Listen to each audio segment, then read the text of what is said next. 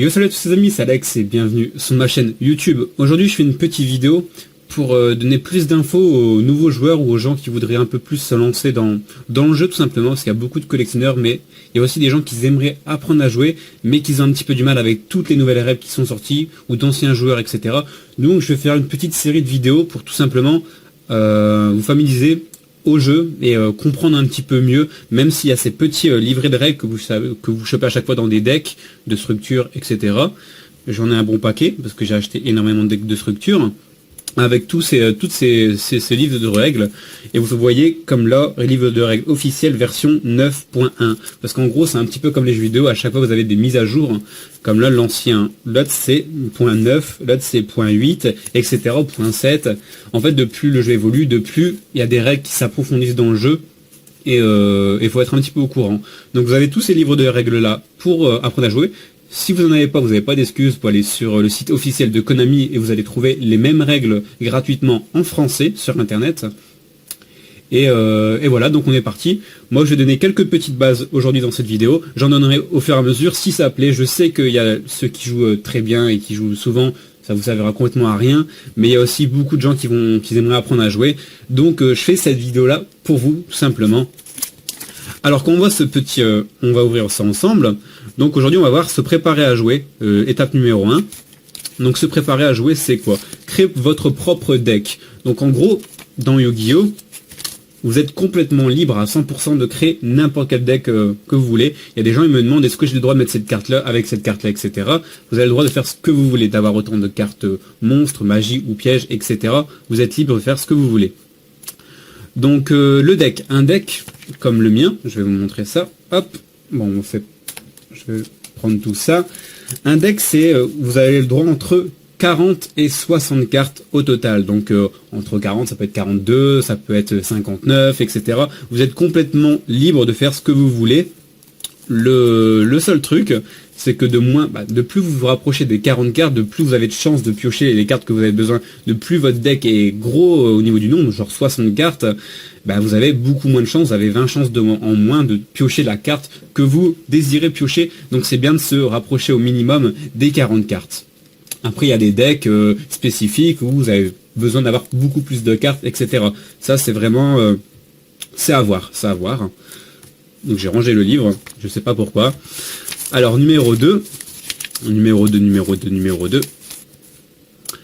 Le deck doit comprendre de 40 à 60 cartes.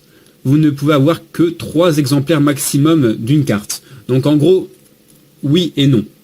Parce que tout simplement, il y a des cartes où vous avez une carte simple, comme exemple Dragon Blanc aux yeux bleus, vous avez le droit d'avoir 3 fois cette carte-là dans votre jeu. Vous pouvez la jouer une fois, 2 fois ou 3 fois. Vous êtes complètement libre de faire ce que vous voulez. Mais il y a des cartes qui sont interdites ou limitées. C'est-à-dire, si vous voulez jouer avec les vraies règles officielles de tournoi, donc les règles format avancé, vous avez une limite. Vous allez sur le site, vous tapez format avancé Yu-Gi-Oh, vous allez directement tomber sur le site officiel et ils vont vous dire chaque carte si vous avez le droit de la jouer une fois, 2 fois ou 3 fois.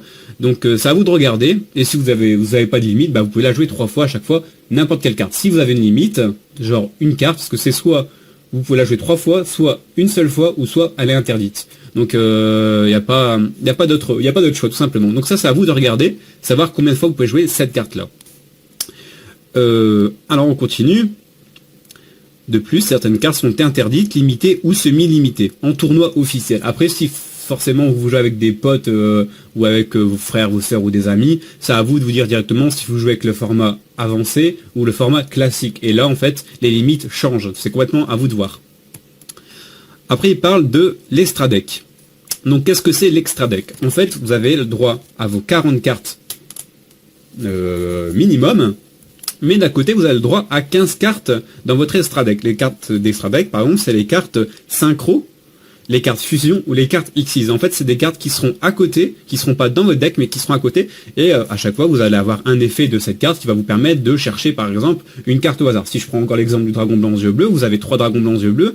Si vous faites la fusion, pour avoir l'ultime dragon blanc aux yeux bleus, il sera dans votre extra deck. Donc vous n'avez pas besoin de le piocher pour le jouer, mais c'est cette synchro qui fera que vous sortez directement cette carte-là sur le terrain. Donc ça, ce sera les 15 cartes que vous avez dans votre extra deck. Donc voilà, tout simplement. On va continuer à garder ce petit truc que je referme tous les 2 minutes. Alors Extra Deck, ce deck est constitué de monstres Xyz, monstres synchro ou monstres fusion, qui peuvent être utilisés durant une partie si vous remplissez certaines conditions. Donc voilà, vous pouvez avoir jusqu'à 15 cartes dans l'Extra Deck. L'Extra Deck peut contenir des monstres Xyz, hein, c'est déjà dit. Et là au niveau aussi de la limite, savoir si vous avez le droit à 1, 2 ou 3 cartes dans votre extra, c'est pareil, vous avez les règles. Vous avez directement les cartes sur le site, savoir si vous avez le droit de les jouer ou plusieurs fois. Alors ici, après on passe objets supplémentaires, donc vous pouvez avoir besoin. Donc pièce de monnaie. La pièce de monnaie sert tout simplement à faire un pile ou face au début de la partie pour savoir qui est-ce qui choisit qui commence. C'est pas pile je commence, face tu commences. Par exemple, moi, imaginons, je fais pile ou face contre mon adversaire. Si par exemple je dis pile et que c'est pile, j'ai le droit de choisir si moi je commence ou si lui commence. Donc voilà. Ça j'explique bien parce qu'il y a des gens des fois qui font des erreurs avec ce niveau-là. Donc un dé. À l'instance des pièces, certaines cartes nécessaires un jet de dés. Donc c'est toujours bien d'avoir un petit dé de côté si vous, personnellement, vous allez jouer des cartes où vous avez besoin d'un petit lancer le dé pour certains effets de cartes, tout simplement. Le compteur.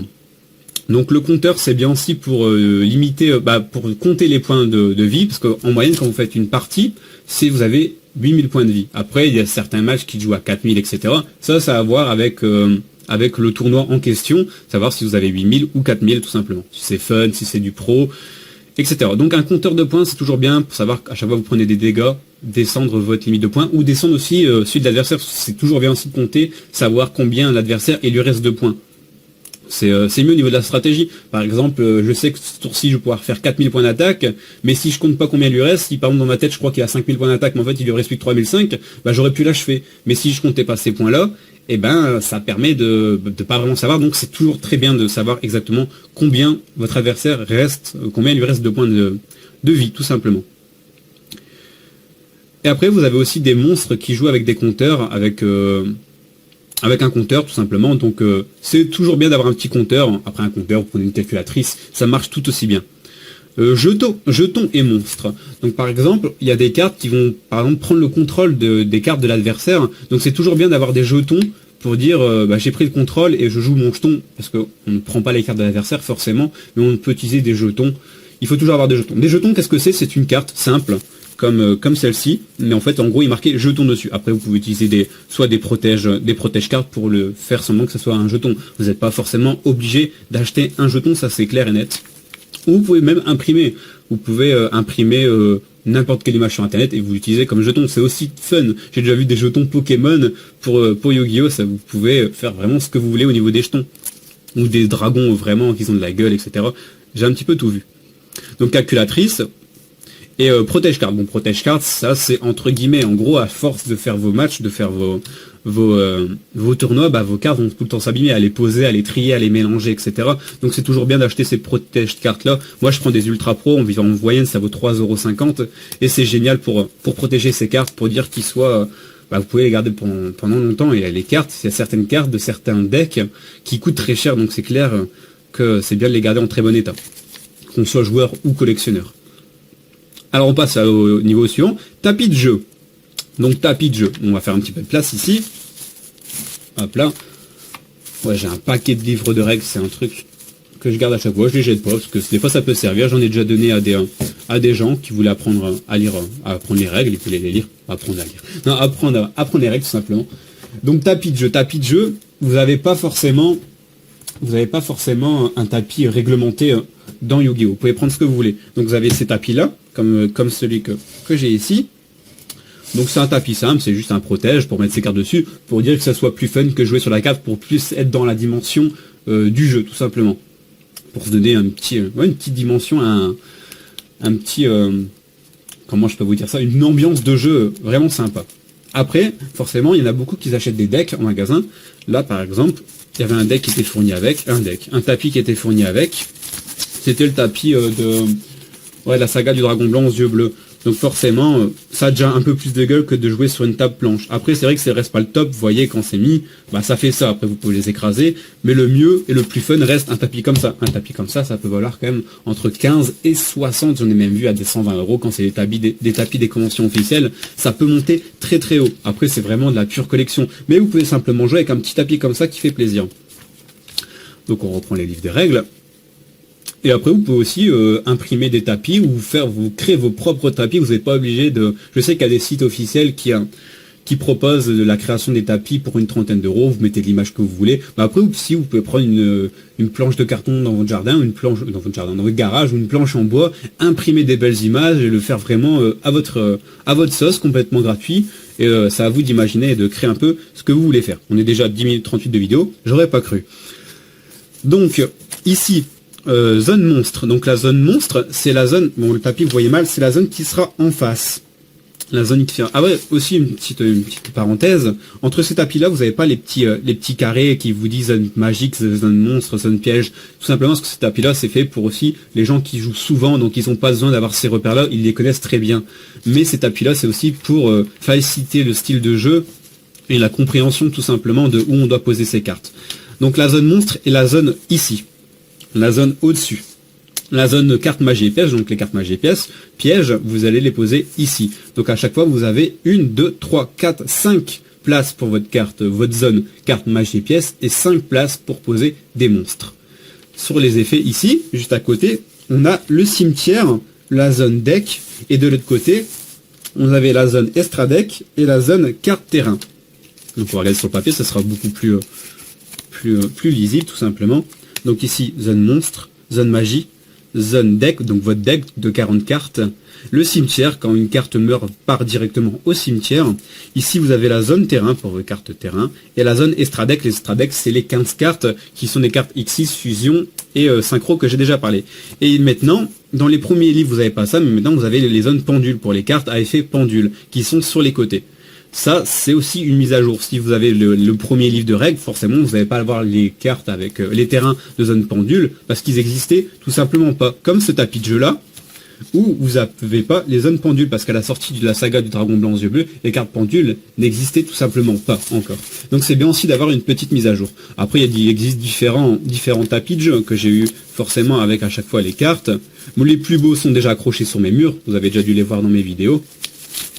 Et les plus moches, je les laisse là. Hein. Ça, c'était les premiers tapis de jeu de l'époque, tout simplement, avec vraiment très simple, avec pas de dessin, mais rien qu'avec ça, vous pouvez forcément très très bien jouer. Vous n'avez pas besoin d'acheter des tapis à 50 € pour pouvoir faire des games tout simplement. Mais c'est vrai que quand on est débutant, c'est mieux d'avoir un petit repère, de savoir où est-ce qu'on pose tout simplement ses cartes. Donc voilà, donc la prochaine vidéo, on regardera cartes du jeu.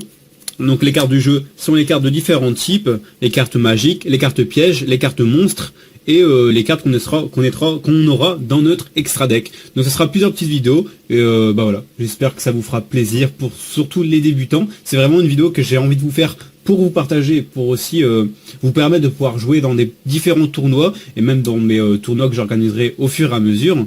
Et voilà quoi, que tu sois débutant ou que tu sois un pro, t'es le bienvenu dans mes tournois. Donc sur ce, on se dit à demain. Salut, salut.